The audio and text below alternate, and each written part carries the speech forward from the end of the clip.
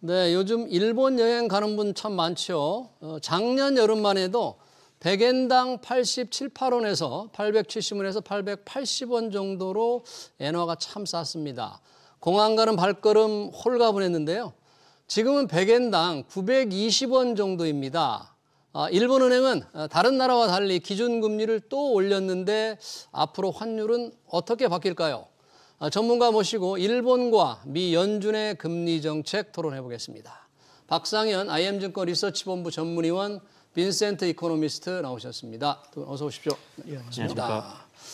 자, 일본의 기준금리를 오늘 0.25%포인트 올렸습니다. 대부분의 나라가 지금 금리를 낮추고 있고요. 미 연준도 기준금리를 낮추는 방향으로 잡았고 또 통화정책 트럼프 대통령의 취임으로 지금 여러 가지 정치적 불확실성이 있는데 왜 일본만 홀로 기준금리를 올렸는지 박상현 위원님, 지금 다른 나라 다 금리를 낮추는 추세인데 왜 일본은 또 금리를 올렸습니까? 한마디로 말씀드리면 물가라고 표현할 수 있을 것 같고요. 물가. 예, 네. 그러니까 지금 전 세계가 금리를 인하하는 데 있어서 이제 인플레 압력이 조금 이제 둔화되고 물가 상승이 둔화가 되면서 이제 금리를 이제 내린 부분들이고요. 예. 반면에 일본 같은 경우는 아시겠지만 이제 마이너스 물가에서 사실은 이제 플러스 물가로 돌아선 지가 이제 꽤 됐죠. 그래서 올해 이제 일본은행이 전망한 것을 보게 되면 근원 물가가 1.9%에서 2.4%로 오늘 이제 상향 조정을 했습니다. 그러니까 일본이 이제 아주 장기적인 물가 하락 국면에서 벗어나 물가가 이제 오르고 있는 어떤 그러한 국면으로 이제 진입을 했다라고 좀 봐야 될 것 같고요. 거기에 맞춰서 이제 금리 수준을 이제 맞추는 그 과정으로 보시는 게 맞을 것 같습니다. 네. 보통의 경우에 금리라는 게 이제 미국을 기준으로 보면 일본이라든지 우리나라도 마찬가지입니다만 미국의 금리 어떤 격차라든지 이런 게 환율에 영향을 주기 때문에 미국의 좀 움직임을 좀 따라하지 않을까. 우리나라의 경우에는 좀 그런 느낌을 줬는데 일본은 정말 물가가 2%대 정도 벌써 그 정도 되니까 올렸다면 앞으로도 조금 일본은 금리를 올리는 쪽으로 이렇게 계속 갈까 이렇게 예상을 해볼 수 있습니다. 일단은 일본의 BOJ는 작년부터 금리를 올리기 시작했었거든요. 작년부터요? 따라서 작년에 올리는 스탠스가 올해도 이어진다라고 볼 수 있고 다만 시장에서 관심 있는 것은 올해 얼마큼 올릴 것인가가 초미의 관심사입니다. 올해 얼마큼 올릴 것인가? 이미 스타트는 0.25%포인트 올렸기 때문에 연초부터 올렸기 때문에 연말 가면 얼마나 많이 올릴 수 있을까에 대한 기대감도 살짝 있는 것도 사실이지만 개인적으로 그것은 일본 자체적인 문제보다는 상대편에 있는 미국 연준, 즉 미국의 중앙은행이 어떤 스탠스로 금리 정책을 가져가느냐에 따라서 일본이 반응할 거다라고 보고 있고요. 그런 의미에서 보면 연초부터 한 발짝 좀 더 빠르게 금리 인상을 단행했지만 올 한 해를 놓고 보면 많아야 한두 번? 한두 번? 네, 추가로? 이 정도 맞습니다. 왜냐하면 일본의 기준금리 수준이요. 현재 0.5%거든요. 그러니까 이번에 올려가지고 그렇게 된 거죠. 맞습니다. 이게 97년도, 그러니까 17년 만에 최고치 수준이에요. 금리를 결정하는 게 여러 가지 이유가 있겠지만 그 국가의 잠재 성장률과 연동된다는 측면에서 보면 일본이 살아나긴 있지만 과연 1% 넘는 금리 수준을 감내할 만한 경제 체력을 갖고 있느냐를 놓고 보면 아직은 시기상조라는 입장에서 금리 인상을 인플레이션에 대한 우려 때문에 하겠지만 실제 그 오름폭은 크지 않을 것이다라고 보고 있습니다. 네, 지금 올 한 해로 보면 일본은행이 금리를 이제 올리는 쪽으로 이미 작년부터 방향을 틀었는데 추가로 한두 번 정도 더 올리지 않을까 이렇게 예상을 해주셨는데 사실 작년에 금리를 이제 올렸다고 했잖아요. 작년 7월 말입니다. 지금 기억도 생생한데 그 당시 일본의 금리를 바로 올리고 또 당시 미국 경제도 조금 고용 상황이 좀 안 좋아서 그랬는지 충격을 받았잖아요. 그 당시 엔캐리 트레이드 청산이다 그랬는데 그때와 비교해 보면 지금은 좀 전혀 그런 걱정 안 해도 될까요? 영향이 어떻게 나타날까요? 완전히 없다라고 말씀드리기는 어렵지만 가능성은 상당히 낮다라고 봐야 될 것 같고요. 그러니까 다시 저희가 이제 지난해 7월로 돌아가 보면 7월에 금리 인상 자체는 상당히 시장이 예상한 것보다 조기에 금리 인상이 됐고 그렇게 되다 보니까 일본은행이 연내 또 추가 금리 인상하는 거 아닌가라는 우려 이러한 것들이 이제 복합적으로 작용하면서 엔화가 사실은 생각보다 이제 강하게 간 상황들이고요. 또 공교롭게 그 당시 말씀하신 대로 미국의 고용 사항이 실업률이 특히 이제 많이 오르면서 그때 우리가 샵룰 이런 얘기를 많이 했었는데요. 그러니까 이 고용 지표가 이제 실업률이 올라가면서 미국 경기 침체하는 거 아니야라는 이제 우려감이 사실은 겹쳤군요. 이제 겹쳐지면서 주로 이제 일본에서 차입을 해다가 이제 투자하는 곳이 우리가 그걸 엔켈이라고 하는데 그 자금들이 대부분 미국의 기술주에 주로 많이 투자가 된 사항들이었기 때문에 또 그 당시 이제 기술주 자체가 워낙 또 뭐 비싸다라는 어떤 이러한 얘기까지도 이제 같이 겹치면서 차익 실현 요구 자체가 상당히 이제 크게 나타났던 부분 자체가 지난해 7월 말 8월 초에 엔켈이 청산의 부분들이고요. 그럼 지금 돌이켜보면 앞서도 얘기하셨지만 이제 일본이 추가적으로 금리를 더 그러면 올해 더 공격적으로 인상을 할 거냐. 아직 그 일본은행이 1%대, 그러니까 지금 0.5%인데 0.5가 됐는데 연내 1% 가기는 쉽지 않다라는 게 이제 중론이고요. 이제 그렇게 보면 뭐 한 차례 정도 추가 금리 인상 정도가 있지 않을까라는 어떤 시장의 생각들이 있기 때문에 그 생각이 크게 흔들리지 않는다라고 하면 그러니까 일본은행이 더 공격적으로 금리 인상에 나서지 않는다라고 하면 엔화 자체가 그렇게 강세로 가기가 이제 쉽지는 않을 거로 좀 보고 있고요. 또 하나 다행스러운 건 지금 미국 경제 자체가 여전히 뭐 저희가 아시는 것처럼 상당히 탄탄한 부분들이고요. 또 이 기술주와 관련된 부분에 있어서도 뭐 트럼프 대통령이 사실 저도 깜짝 놀랐는데 취임하자마자 이 스타게이트 AI 인프라 투자를 하겠다라는 최대 어떤 5천억 달러. 그런 공격적인 어떤 그 AI 투자 계획을 사실은 발표를 했다라는 부분 자체는 앞으로도 미국 기술주 뭐 이러한 흐름 자체가 여전히 양호할 수 있다라는 부분에서 보게 되면 지난해 8월과는 상당히 좀 차이가 있지 않을까 좀 보고 있습니다. 그러니까요. 지난해 8월에는 정말 충격을 받았는데 이번에는 그럴 가능성이 좀 아주 낮다 이렇게 봐야 되겠네요. 우리 빈센트 이코노미스트는 어떻게 보세요? 그러면 뭐 환율에는 영향을 미칠 것 같은데 이제 증시는 또 뉴욕 증시가 좀 열려봐야 알겠습니다만 그 영향을 그렇게 걱정 안 해도 됩니까 정말로? 일단 학습 효과라는 게 있을 것 같고요. 말씀하셨던 것처럼 작년 8월 5일이죠. 코스피가 당일 기준으로 8.77% 하락했으니까 정말요. 우리가 흔히 블랙 먼데이가 재림했다라는 얘기를 했는데 오늘 사실 BOJ가 매우 중요했던 순간이긴 합니다. 하지만 금융시장의 반응은 BOJ보다는 오늘 뒤에서도 말씀드리겠지만 뭐 트럼프에 좀 더 있는 것 같고요. 그래서 그만큼 첫 번째 학습 효과, 두 번째는 사실 엔캐리 트레이드의 청산 같은 우려가 상존하고는 있겠지만 현실 가능성이 이전보다는 확연히 떨어졌다라고 보고 있습니다. 그러면 당장 엔달러에 영향을 줄 것 같은데 그것도 영향이 좀 적을 것이다. 뭐 이렇게 좀 전망 우리 박상희 의원님 해주셨으면 엔달러 환율 전망은 어떻게 좀 할 수 있을까요? 달러의 환율의 전망은 사실 달러 전망입니다. 달러 가치. 맞습니다. 그래서 달러의 가치가 어떻게 되냐에 따라서 엔화의 변동성이 상당히 정해질 거라고 보고요. 오늘 BOJ 결정 전후로 해서 사실 달러의 환율이 156엔에서 155엔까지 소폭 내려왔고 155엔. 달러 인덱스가 108포인트에서 107포인트로 소폭 내려왔고 그러니까 달러는 약해졌고 엔화는 강해졌다라는 것이죠. 하지만 그 폭이라는 게 뭐 이제 시작이지만 뭐 오늘 밤에 열리는 미국의 주식시장의 흐름을 봐야겠지만 생각보다 크진 않다. 이미 기반영된 측면이 분명히 있을 것이다라고 보고 있습니다. 네, 그러네요. 자, 이 엔화의 가치, 엔달러 환율은 결국 달러의 가치 전망인데 이 달러 가치 전망을 하려면 또 미국 금리 얘기를 하지 않을 수가 없는데 트럼프 대통령이 정말 폭탄 발언이라고 해야 되나 얘기를 했어요. 연준 의장을 만나서 기준금리를 바로 내리라 이렇게 요구하겠다. 그래서 이게 무슨 논리고 어떻게 얘기를 한 거예요, 트럼프 대통령이? 뭐 이미 일기 때도 사실은 뭐 동일한 어떤 금리 인하 요구를 했던 바가 있기 때문에 사실은 뭐 이렇게 새롭게 놀라운 사실은 저는 아니라고 좀 생각을 좀 하고 있고요. 아, 그래요? 또 이제 트럼프 대통령이 그 대선 직전이죠. 대선 직전에 이제 금리 내리지 말라. 자기가 당선이 된 이후에 금리 내리라고 이제 했던 부분들이 좀 있어서 뭐 이거는 어느 정도는 사실은 이제 뭐 그림자 연준이라고 하죠. 그러니까 연준을 조금 이제 트럼프 대통령이 무력화시키고자 하는 의도는 분명히 좀 있는 것 같습니다. 그러니까 연준이 아무래도 이제 그 일기 당시에도 그렇게 뭐 트럼프 대통령 말을 고지고대로 받아들인 부분들은 아니기 때문에 이미 그러한 부분에서 조금은 이제 연준을 좀 견제하는 차원에서 이미 좀 금리 인하 요구를 한 것 같고 실제 그것이 이루어질지는 사실은 저는 좀 가능성은 좀 낮다라고 보고 있고요.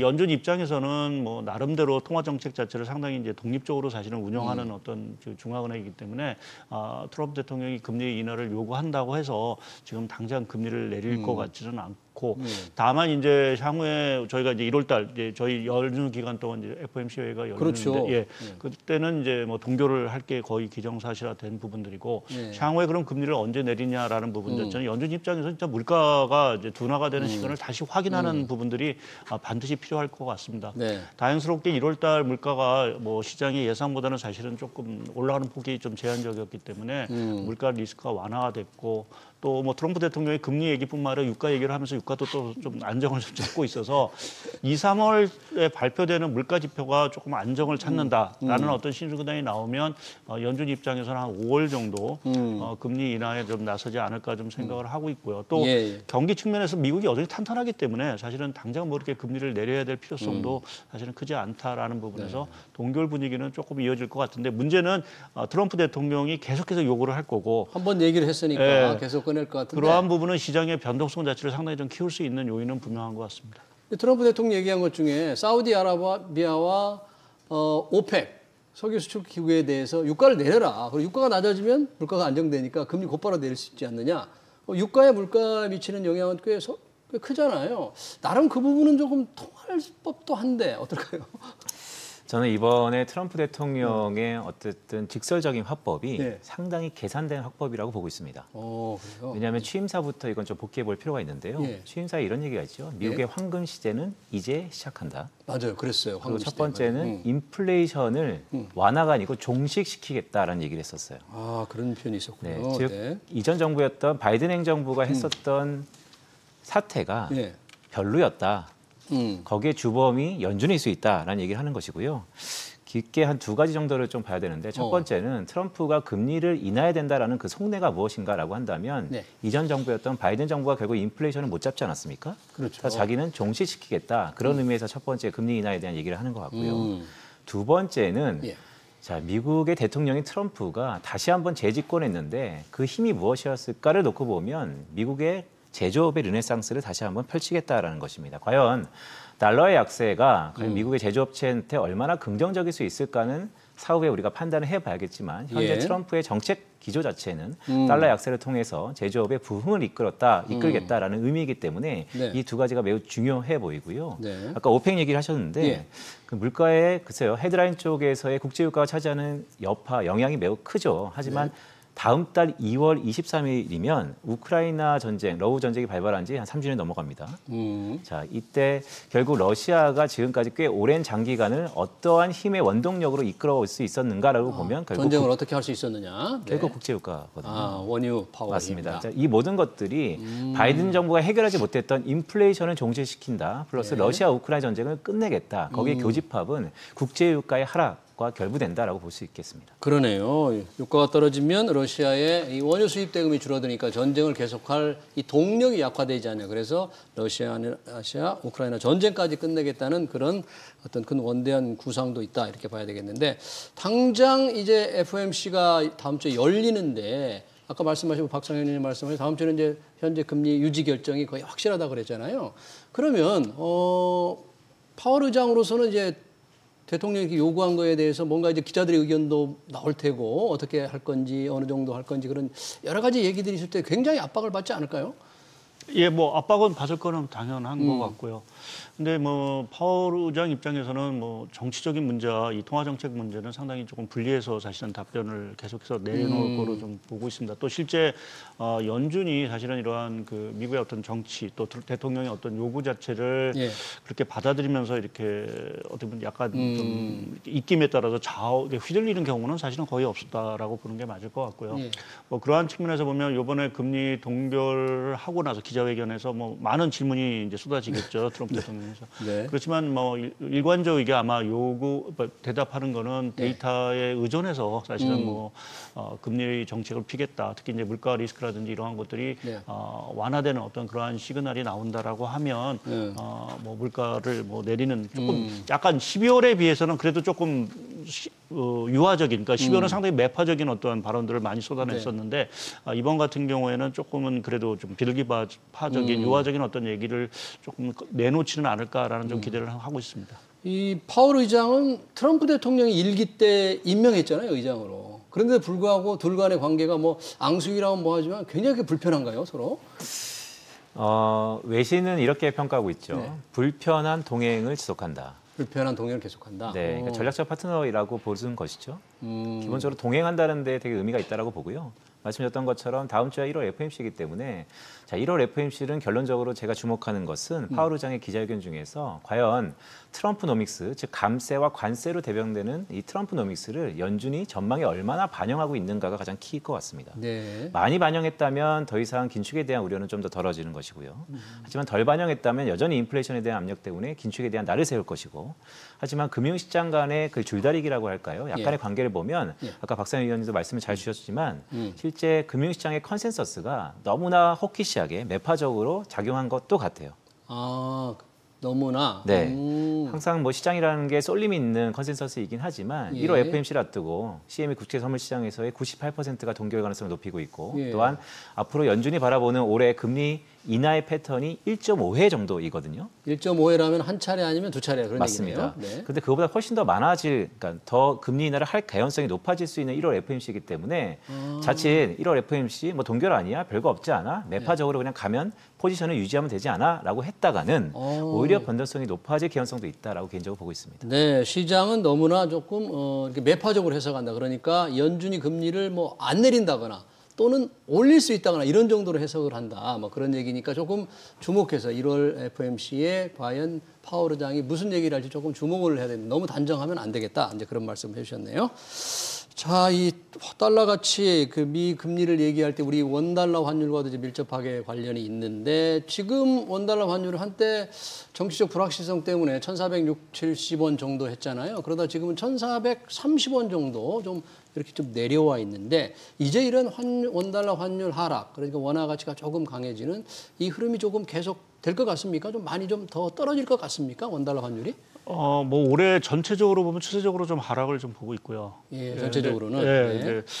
당분간 뭐 아무래도 외환 시장 자체가 트럼프 대통령의 발언마다 사실은 요동을 칠 수 있는 부분들이 있어서 조금은 더 지켜봐야 되는 부분으로, 그러니까 변동성 부분에 있어서는 단기적으로 조금 리스크가 남아 있다라고는 말씀을 드리겠습니다. 근데 우려했던 것보다, 그러니까 트럼프 대통령이 저희가 취임을 하자마자 관세, 뭐 보편적 관세 10%에서 20% 매기고 중국에 대해서 60% 관세 매길 거를 했지만. 오늘도 이제 폭스뉴스와 트럼프 대통령이 이제 인터뷰를 하면서 중국에 대해서 관세를 부과하고 싶지 않다. 중국과 잘 대화가 이루어지고 있다라는 얘기를 했습니다. 그러면서 관세를 부과하고 싶지 않다.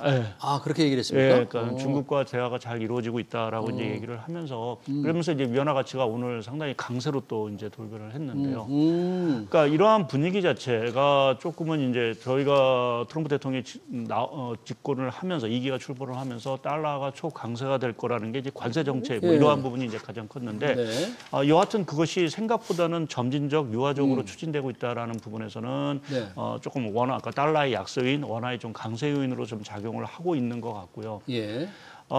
이제 좀 변수는 있습니다. 이제 2월 1일 날 뭐 아시겠지만 멕시코와 캐나다에 대해서 25% 관세 매기고 중국에 대한 10% 관세 매기라고 했는데 진짜 그게 실제 그렇게 될 건지 아니면 이것마저도 협상을 통해서 뭔가 뒤로 좀 지연을 시키거나 관세 수준을 낮춘다라고 하면 이제 시장은 관세 정책에 대해서 상당히 안도감을 필 수가 있는 부분들이 있고요.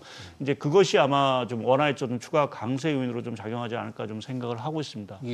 그리고 또 한 가지 이제 만약 관세를 안 핀다라고 하면 트럼프 대통령 입장에서 이 무역 불균형을 해소하는 방법은 이제 그 환율을 통한 압박일 수도 있는 부분들이 있습니다. 관세를 강하게 부과하지 않는다면 다른 수단은 환율일 수 있다. 그러니까 엔화 가치라든지 위안화 가치 또 위안화, 유로, 원화 가치 다 올려라. 뭐 이러한 어떤 압박을 할 수도 있는 부분들이어서 그것이 또 뜻밖의 어떤 그 지금 그 비달러 통화 자체의 어떤 강세 요인으로 사실은 좀 갈 수 있지 않을까 좀 생각도 사실은 있습니다. 다만 이제 국내적으로 보게 되면 아직은 원 달러 환율이 1,300원으로 이렇게 바로 가기에는 좀 어려운 것들이 어제도 우리나라 성장률이 나왔지만 올해 성장률 자체도 상당히 좀 부진한 상황들이고 또 이 정치 불확실성 자체가 상당히 장기화되면서 국가 신용 등 하향 얘기들이 계속해서 나오고 있는 상황들이어서 좀 국내적인 어떤 상황들 자체는 원 달러 환율이 1,300원으로 바로 이렇게 떨어지기가 조금 어려운 그러한 장애 요인으로 좀 작용하고 있다라고 말씀드릴 수 있을 것 같습니다. 왜냐하면 이제 지금 그 트럼프 대통령 취임 전후로 또는 당선 전후로 달러 강세가 보이고 우리 정치적 불확실성이 겹치면서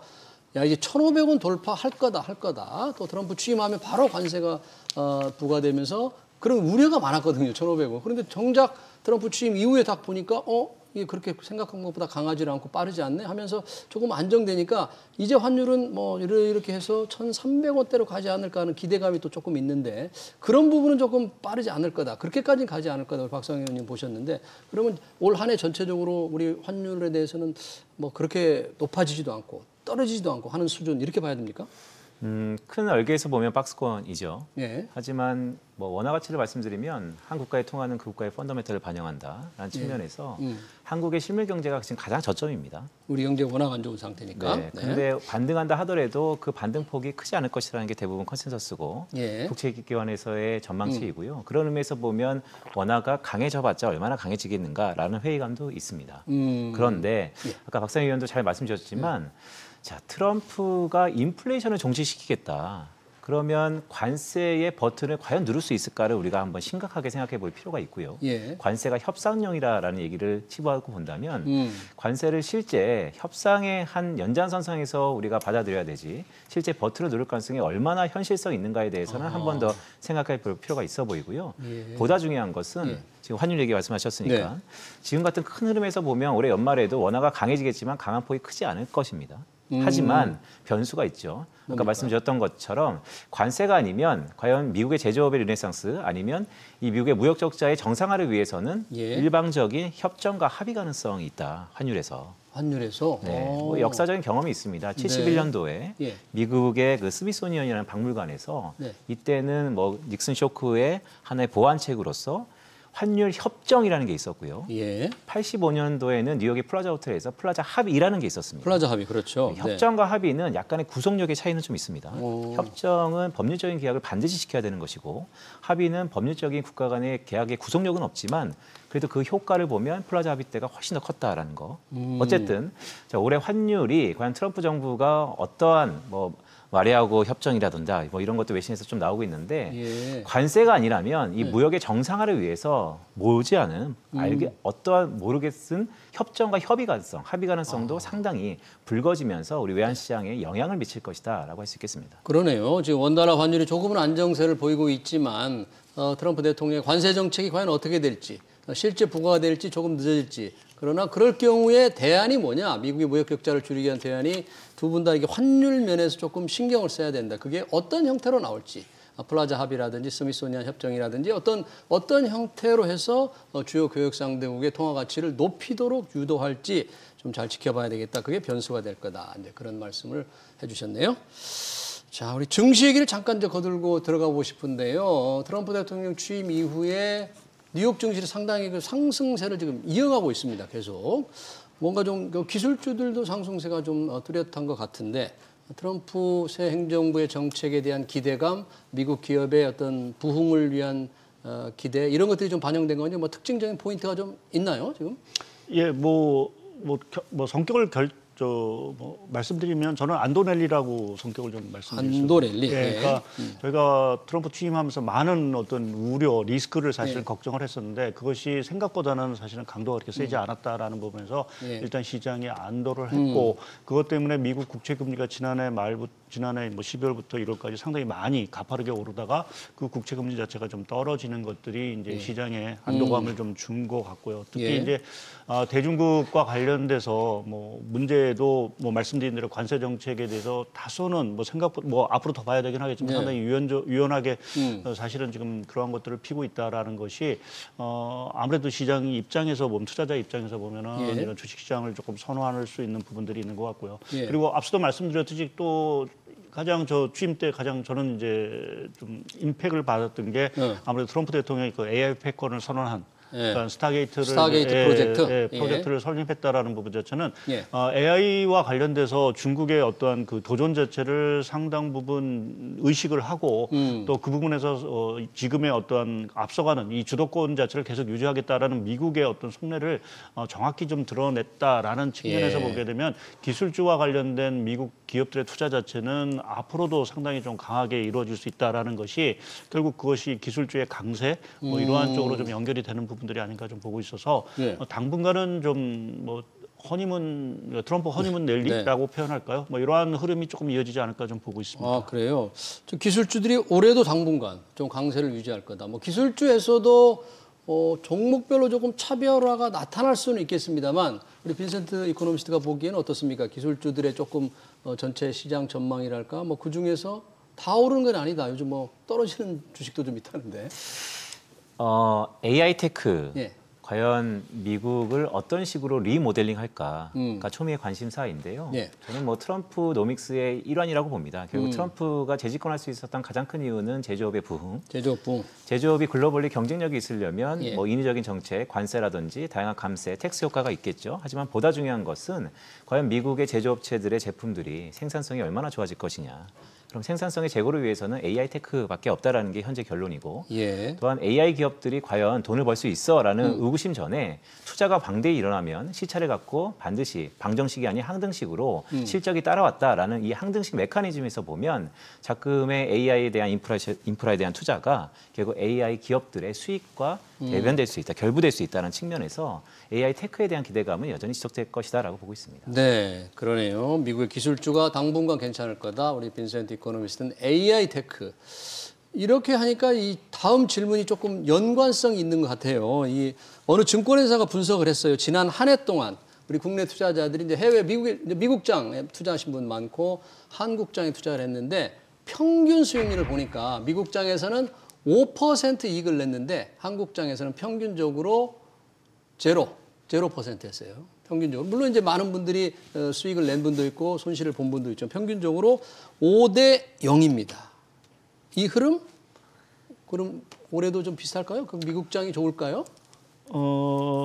뭐 미국장이 좋을지는 뭐 봐야 되긴 하겠지만 컨센서스 좋다고 하는데, 네. 그러니까 작년하고 올해의 큰 차이점은 사실은 작년은 차별화였고요. 말씀하신 대로 5% 수익률과 0% 수익률이었다고 하면 올해는 비슷한 수익률을 사실은 좀 기록하지 않을까 좀 보고 있습니다. 비슷하다. 예, 예. 네. 그러니까 그 지난해 우리나라 수익률 자체가 상당히 안 좋은 부분에 있어서는 뭐 국내 여러 가지 펀더멘탈이 취약한 부분도 있긴 하지만 사실은 트럼프 대통령과 관련된 여러 가지 리스크 자체가 특히 이제 중국의 어떤 디플의 우려 뭐 이러한 것들이 상당히 우리나라 주식시장에 악영향을 미쳤다고 보고 있습니다. 근데 만약 트럼프 대통령이 정말 이제 관세 정책이라든지 이러한 것들을 하더라도 상당히 조금 시장에 생각보다는 좀 더디고 유연하게 한다라고 하면 중국에 대한 리스크 자체도 다소는 완화가 될 수 있는 부분들이 있고요. 네. 또 국내 경제도 앞서 우리 빈센트 이코노미스트도 말씀하셨지만 진짜 바닥을 좀 지나고 있는 그러한 상황을 생각해 보게 되면 조금은 이제 국내도 좀 힘을 얻지 않을까. 그래서 미국이 뭐 최소한 올라가면 그 정도는 올라가고 지금 떨어지면 어느 정도는 떨어지는 이러한 흐름이 사실은 좀 나올 수 있다라고 보고 네. 있고요. 네. 뭐 그러한 것들이 이미 유럽 증시 같은 경우는 최근 연초에 지금 뭐 한 달이 채 안 됐긴 했지만 상당히 좋은 수익률을 얻고 있는 것들이 유럽이요? 예. 유럽이 지금 보면 뭐 스탁스 50을 지수로 하면 사상 최고치를 계속 경신을 하고 있는 상황들이라서 네. 그러니까 그렇게 보면 좀 글로벌 증시 자체가 이제는 조금은 지난해 어떤 차별화에서 동조화 쪽으로 조금 다가가고 있다라고 좀 평가를 할 수 있을 것 같습니다. 뭐 이제 그렇게 보셨는데 우리 빈센트 이코노미스트 어떻게 보십니까? 우리 시장 뭐 전체 시장 분위기를 얘기한다는 게 어떤 의미가 있을지 모르겠습니다. 우리 시장이 조금 이제 작년에 어떤 오명 최악의 수익률에서 좀 벗어날 것 같습니까? 이런 말씀 좀 드리고 싶은데요. 올해 글쎄 뭐 연초기 때문에 좀 조심스럽긴 하지만 마음 편하게 투자하는 것은 미국 주식일 것 같고요. 마음 편하게 투자는 하지만 주식이다. 실제 장부상에서의 수익률은 한국 주식이 기록할 것 같습니다. 아 그래요? 두 분 다 한국 주식을 조금 괜찮게 보고 있네요. 저가 매수에 대한 메리트, 가격이 워낙 싸졌다라는 것이 뭐 능사 없다라고 얘기할 수 있을 것 같고요. 더 중요한 것은 자, 미국 주식이 마음 편하죠. 네. 다 같이 컨센서스가 형성되었기 때문에. 네. 하지만 달러 가치가 우리 오늘 달러 환율도 많이 얘기했지만 네. 1,500원 선을 바라보다가 대부분 컨센서스가 그거보다는 좀 더 원화 가치가 강해질 거다라는 컨센서스입니다. 그렇죠. 그렇다면 실제 장부상의 미국 주식에 투자해서 찍힌 건 10%라고 하더라도 실제 환전에서 인마이 포켓하는 나의 수익률은 그거보다는 적을 것이다. 그래서 그렇군요. 실제 수익률 측면에서 보면 저점을 지나는 가격 메리트가 있는 한국 주식에 대해서 그 어두도 불안감이 있을 때 주식은 뭐 흔들리며 피는 꽃이니까 지금의 불안감을 좀 사는 것도 어떨까라고 조심스럽게 말씀드립니다. 특별히 이게 달러 가치가 조금 약해지는 그에 따른 이 외환 환율 리스크 그런 걸 좀 염두에 둬야 된다. 그걸 보면 실제 수익률이 달라질 수 있다는 말씀이네요. 네, 일본의 금리 인상 그리고 연준의 금리 인하 가능성 관련 얘기 여기서 마치도록 하겠습니다. 지금까지 박상현 IM증권 리서치본부 전문위원 빈센트 이코노미스트였습니다. 두 분 고맙습니다. 예, 감사합니다. 네.